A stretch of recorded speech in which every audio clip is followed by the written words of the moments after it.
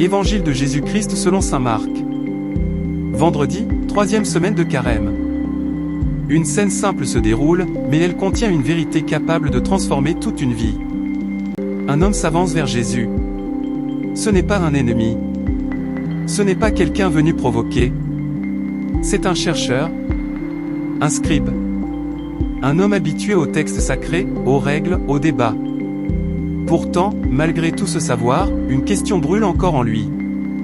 Une question que beaucoup portent dans leur cœur sans oser la formuler. Parmi toutes les lois, parmi toutes les obligations religieuses, parmi toutes les règles qui semblent parfois compliquer la foi, quelle est la plus importante?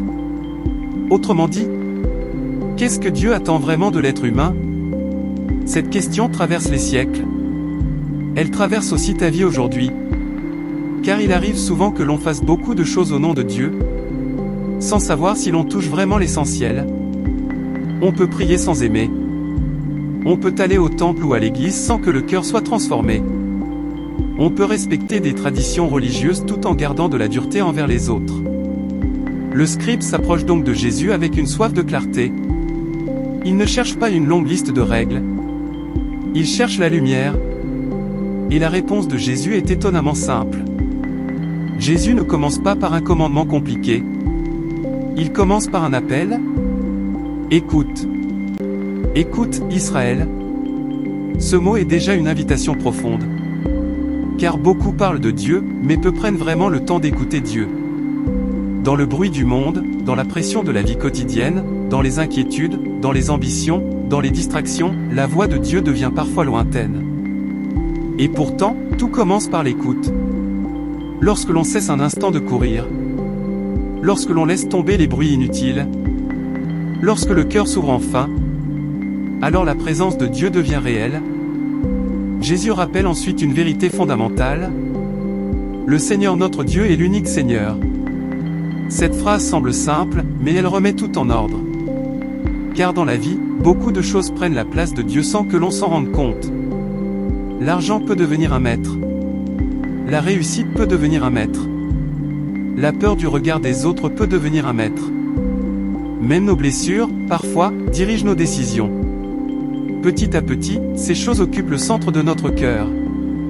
Et lorsque Dieu n'est plus au centre, la vie devient déséquilibrée.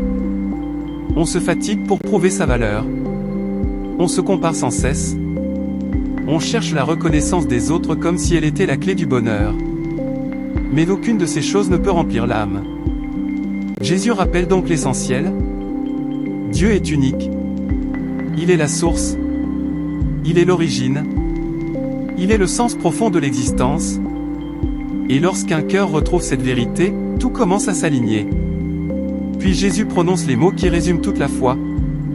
Tu aimeras le Seigneur ton Dieu. De tout ton cœur, de toute ton âme, de tout ton esprit, de toute ta force. Ce n'est pas un amour partiel. Ce n'est pas un amour réservé au dimanche. Ce n'est pas un amour qui apparaît seulement quand tout va bien. C'est un amour total. Le cœur représente les émotions. L'âme représente la profondeur de l'être. L'esprit représente les pensées. La force représente les actions. Autrement dit, Dieu ne veut pas seulement une partie de toi. Il veut toute ta vie. Pas pour te contrôler. Pas pour te priver. Mais parce que c'est seulement dans cet amour total que l'être humain devient pleinement vivant. Beaucoup pensent que Dieu demande trop. Mais en réalité, Dieu sait que lorsque l'on aime à moitié, on vit à moitié. Un cœur divisé finit toujours par se fatiguer. Lorsqu'on donne une partie de soi à Dieu et une autre à des idoles invisibles, la vie devient un combat intérieur. Mais lorsque Dieu devient le centre, la paix commence à apparaître. Et Jésus ajoute immédiatement un second commandement. Tu aimeras ton prochain comme toi-même. Il ne sépare pas l'amour de Dieu et l'amour des autres. Car on ne peut pas prétendre aimer Dieu tout en méprisant les personnes que Dieu a créées. Chaque être humain porte une dignité. Chaque personne croisée dans la rue, dans la famille, au travail, porte une histoire, des blessures, des luttes invisibles. Aimer le prochain ne signifie pas seulement être poli ou sympathique. Cela signifie reconnaître en l'autre un être voulu par Dieu. Cela signifie refuser la haine qui détruit les cœurs. Cela signifie pardonner lorsque c'est possible. Cela signifie relever celui qui tombe. Cela signifie ne pas juger trop vite. Et surtout, cela signifie traiter l'autre comme on aimerait être traité. Ce commandement paraît simple. Mais il est révolutionnaire. Car la tendance naturelle de l'être humain est souvent de penser d'abord à lui-même. On protège ses intérêts. On défend son image. On garde parfois de la rancune. Et sans s'en rendre compte, le cœur se ferme. Jésus ouvre un chemin différent. Un chemin où l'amour devient la mesure de toute chose. Ce n'est pas la richesse qui donne de la valeur à une vie. Ce n'est pas le pouvoir. Ce n'est pas la popularité. La vraie grandeur se mesure à la capacité d'aimer. Le scribe écoute cette réponse. Et chose rare dans les évangiles, il ne contredit pas Jésus. Il reconnaît la vérité de ses paroles. Il comprend que l'amour de Dieu et l'amour du prochain valent plus que tous les sacrifices religieux.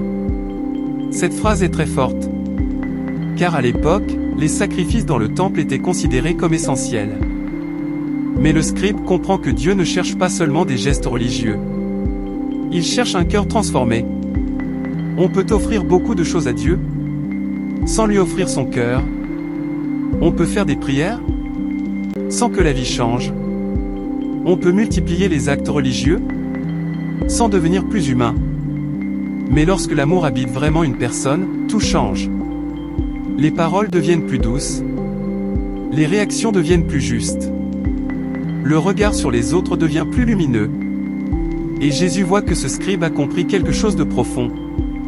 Alors il lui dit une phrase magnifique. Tu n'es pas loin du royaume de Dieu. Ce n'est pas encore l'arrivée. Mais c'est une direction juste. Beaucoup de personnes pensent être proches de Dieu simplement parce qu'elles connaissent des prières. Mais la proximité avec Dieu ne dépend pas seulement du savoir. Elle dépend du cœur. Comprendre que l'amour est la clé, c'est déjà marcher vers le royaume. Cela nous invite aussi à regarder notre propre vie. Car il est possible d'être entouré de choses religieuses tout en restant loin de l'essentiel. On peut parler de foi, mais garder des rancunes. On peut écouter la parole de Dieu, mais continuer à nourrir la jalousie. On peut se dire croyant, mais fermer son cœur à ceux qui souffrent. L'évangile d'aujourd'hui vient nous réveiller doucement. Il ne condamne pas. Il est clair. Il rappelle que Dieu ne cherche pas des experts en religion. Il cherche des cœurs capables d'aimer. Et cet amour commence souvent par de petites choses. Un mot qui encourage. Un pardon donné au bon moment. Une attention discrète envers quelqu'un qui se sent seul. Un geste de générosité. Ces gestes peuvent sembler simples. Mais ils changent le monde. Parce que l'amour a une puissance silencieuse. Il guérit des blessures invisibles. Il rallume l'espérance. Il réveille la dignité chez ceux qui avaient commencé à l'oublier. Et lorsque cet amour naît d'une relation avec Dieu, il devient encore plus profond. Car on ne donne pas seulement ce que l'on possède. On transmet ce que l'on reçoit. Une personne qui se sait aimer par Dieu apprend peu à peu à aimer différemment. Elle n'aime plus seulement quand c'est facile. Elle aime aussi quand cela demande du courage. Elle ne se laisse plus diriger uniquement par l'orgueil ou la colère. Elle cherche la paix. Peut-être qu'en écoutant ces paroles, quelque chose résonne dans ton cœur. Peut-être que tu réalises que la vie t'a éloigné de cet amour simple. Les blessures peuvent durcir le cœur. Les déceptions peuvent créer de la méfiance. Les injustices peuvent provoquer de la colère. Et parfois on finit par se protéger en cessant d'aimer. Mais Dieu ne se fatigue pas de nous appeler. Même lorsque le cœur s'est refermé, Dieu continue de frapper doucement. Il ne force jamais. Il invite. Il rappelle que l'amour reste le chemin vers la vraie liberté. Car la haine enchaîne. La rancune fatigue. La jalousie consume l'intérieur. Mais l'amour libère. Il ouvre l'espace de l'âme. Il redonne de la lumière. C'est pour cela que Jésus place ces deux commandements au sommet de tout. Aimer Dieu. Aimer son prochain. Lorsque ces deux réalités deviennent le centre de la vie, beaucoup de choses inutiles disparaissent. Les disputes perdent leur pouvoir. Les comparaisons deviennent moins importantes. Les blessures cessent de définir toute l'existence. Le cœur retrouve sa direction. Et maintenant, prends un instant pour accueillir ces paroles comme une prière. Toi qui écoutes en ce moment, que ton cœur puisse retrouver la paix que Dieu veut déposer en toi. Que les inquiétudes qui te pèsent aujourd'hui ne deviennent pas plus grandes que la présence de Dieu dans ta vie. Que les blessures que tu portes ne ferment pas ton cœur à l'amour. Que Dieu renouvelle en toi la capacité d'aimer même lorsque c'est difficile. Que sa lumière éclaire tes pensées. Que sa paix habite ton âme. Que sa force soutienne tes décisions. Que ton regard sur les autres devienne plus doux. Que ton cœur apprenne à pardonner.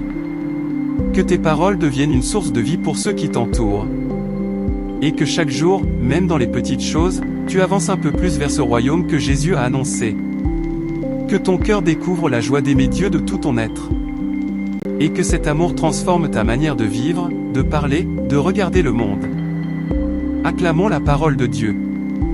Je suis Mur-Anselme et maintenant, prions ensemble. Seigneur, regarde celui qui écoute ces paroles. Tu connais ses combats. Tu connais ses blessures. Tu connais ses espérances secrètes. Dépose dans son cœur une paix nouvelle. Ravive en lui la flamme de l'amour. Aide-le à te placer au centre de sa vie. Et apprends-lui à aimer les autres avec la même compassion que toi. Que sa vie devienne un signe de lumière. Qu'à travers ces gestes simples, beaucoup découvrent qu'il existe encore de l'espérance. Et que chaque jour le rapproche un peu plus de ton royaume. Amen.